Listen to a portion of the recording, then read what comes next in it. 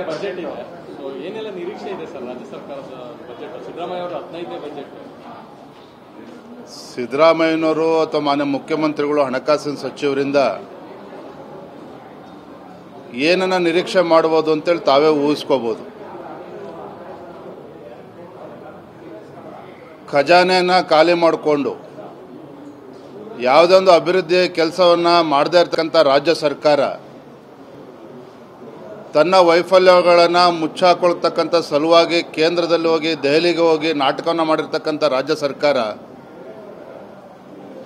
ನಾಳೆ ಮಂಡಿಸ್ತಕ್ಕಂಥ ಬಜೆಟನ್ನು ಜನರಲ್ಲೂ ಸಹ ಯಾವುದೋ ನಿರೀಕ್ಷೆ ಉಳ್ಕೊಂಡಿಲ್ಲ.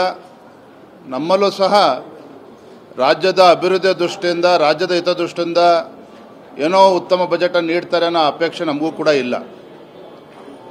ಒಟ್ಟಾರೆಯಾಗಿ ಹೇಳೋದಾದ್ರೆ ಇಂದಿನ ಕಾಂಗ್ರೆಸ್ ಯಶಿಕಾ ಮನೆಯಲ್ಲೇ ಬೇಕರಿ ಬಿಸ್ನೆಸ್ ಮಾಡಿ 6 ಲಕ್ಷ ಗಳಿಸ್ತಿದ್ದಾರೆ.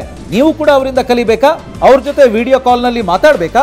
ಈಗಲೇ ಫ್ರೀಡಮ್ ಆಪ್ ಡೌನ್ಲೋಡ್ ಮಾಡಿ. ಸರ್ಕಾರ ಹಿಂದೆ ವಿಧಾನಸಭಾ ಚುನಾವಣೆ ಗೆಲ್ತಕ್ಕಂಥ ಸಂದರ್ಭದಲ್ಲಿ ಹಲವಾರು ಸುಳ್ಳುಗಳನ್ನು ಹೇಳಿ ಜನರ ವಿಶ್ವಾಸನ ಗೆದ್ದು ಅಧಿಕಾರಕ್ಕೆ ಬಂದಿದ್ದಾರೆ.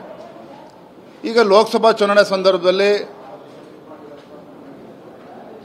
ಅನೇಕ ತಂತ್ರಗಳನ್ನು ಮಾಡ್ತಾ ಇದ್ದಾರೆ. ಸೊ ಅದರಲ್ಲಿ ಬಜೆಟ್ಟು ಕೂಡ ಒಂದಿರ್ತದೆ.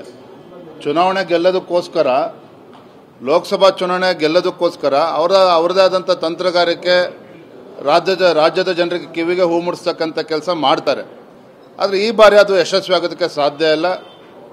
ಜನರು ಪ್ರಜ್ಞಾವಂತಿದ್ದಾರೆ.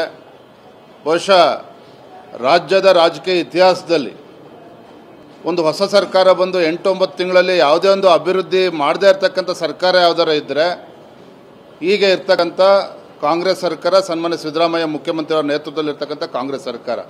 ಹಾಗಾಗಿ ಸಹಜವಾಗಿಯೇ ಬಜೆಟ್ನಲ್ಲೂ ಕೂಡ ನಾವೇನು ನಿರೀಕ್ಷೆನ ಇಟ್ಕೊಳ್ಳೋದಕ್ಕೆ ಸಾಧ್ಯ ಇಲ್ಲ. ಏನಿದ್ರೂ ಸಹ ಚುನಾವಣೆ ಪೂರ್ವಕವಾಗಿ ಜನರಿಗೆ ಕಿವಿಗೆ ಹೂ ಮುಡಿಸ್ತಕ್ಕಂಥ ಕೆಲಸವನ್ನು ಮಾಡ್ತಾರೆ ಅಷ್ಟೇ.